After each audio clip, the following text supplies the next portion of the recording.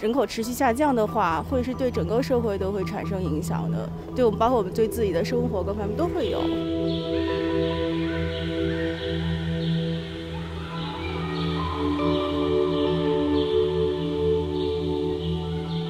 China's birth rate has been falling. To slow down the fall, the Chinese government adopted a two-child policy in 2016. Couples are allowed to have a second child, but it wasn't enough.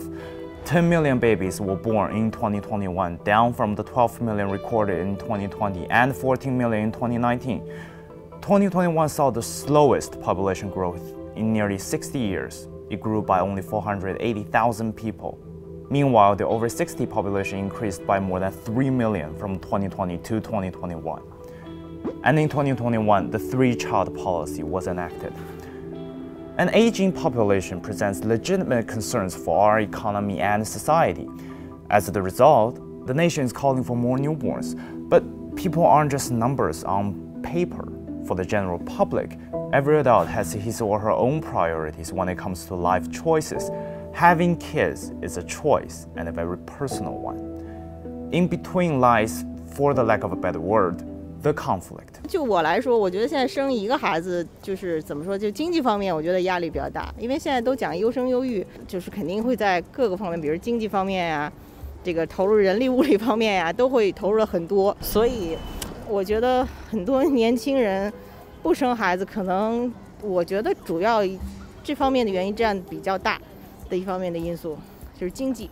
我也是觉着现在压力挺大的，就是生活压力啊、工作压力啊等等各方面吧，包括家庭。那我个人的话，我觉得在成长的过程当中，我父母对我最大的这个资金的投入就是在教育方面，所以我觉得如果说每一个孩子都用同样的资金去投入的话，其实对于一个家庭来说，就是父母其实是有非常大的负担和压力的。Pressure, pressure, pressure, and expensive. That's what you hear.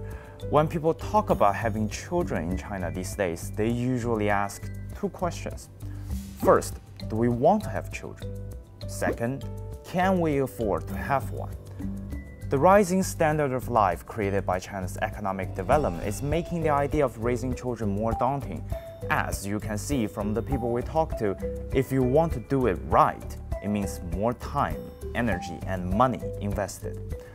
But then the lack of kids could make sustaining that standard difficult. The fear is that without enough population growth, we wouldn't be able to maintain the economic growth we've enjoyed for the last decades. We will see a gradual shrinkage of so-called young labor force if we define that from roughly about 20 to 30 years old. That's a fact because that generation has been born and we will see a gradual decline. At the same time, the old generation will grow. And according to Yang Jingrui, the deputy director of China's National Health Commission's Population Surveillance and Family Development Department, the window for reaping demographic dividend is about to close. The question is, what should the government do? 我觉得就是说，在就是比如说住房价的这些管控啊，还有就是年轻人这收入方面。我觉得都要提高，你不提高这个经济的话，就怎么去，就很现实的问题。我觉得，其实还是配套措施的加强吧。比如说，现在国家有一个很好的政策叫个税专项扣除，我觉得比如可以再增添更多的项目，然后以缓解就是每个家庭现在面临比如说孩子的养育问题的经济压力，然后吃穿用度方面的经济压力。教育方面的经济压力等等。其实我觉得是一个平权，男女平权的问题。就是其实我一直觉得应该给男性休产假，我觉得让男性也休的话，其实是一个双方吧，双方的话都可以得到一个就是比较好的平衡。这样的话，女性可能也就会比较愿意再要更多的孩子吧，可能是这样。我觉得我可能又跟工作联系在一起了，因为对于这个女的员工就业，然后求职的问题，如果能给到更多的这个保障性的东西，他们可能会觉得更有安全感。因为现在这个职场竞争挺厉害的，特别是说如果生2胎或者3胎回来之后，他的工作可能会受到一些影响。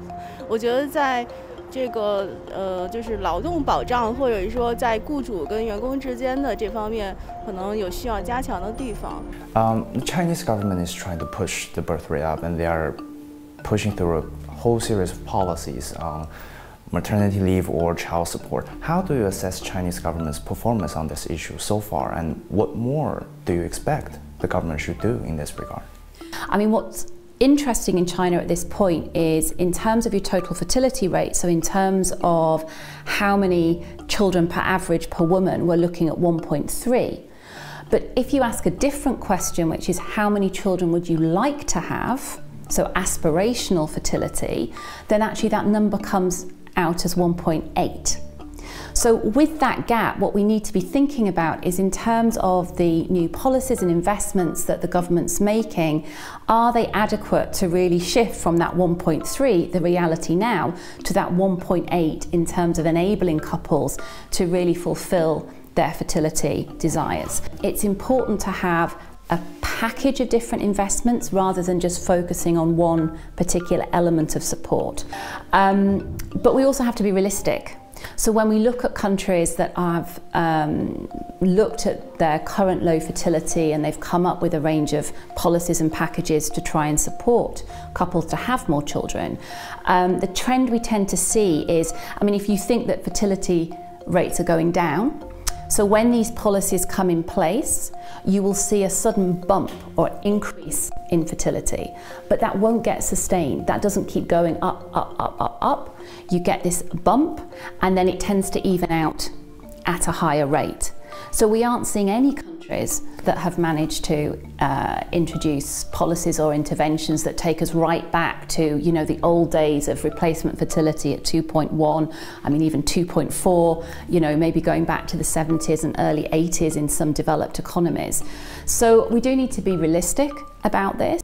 Being realistic means we have to ask a very realistic question. Is this going to hurt the economy?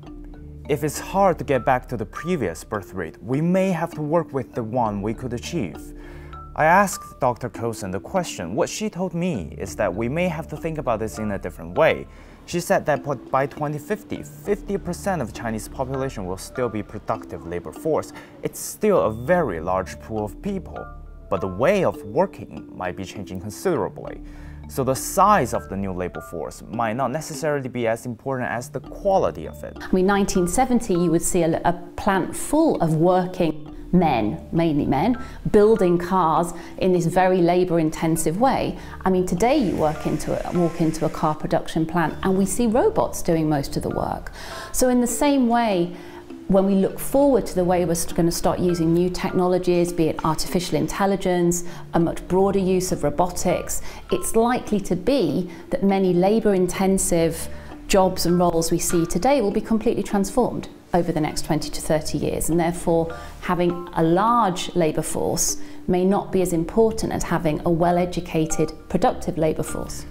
What we see through these conversations we've had is that the conflict is rather a pool of different interests. Each individual has his or her own demand and each requires an individual solution. And while the nation is calling on to have more children and doing all they can to facilitate that, the policies have to be humanized. There needs to be more high-quality supportive policies and mechanisms to help the people choose.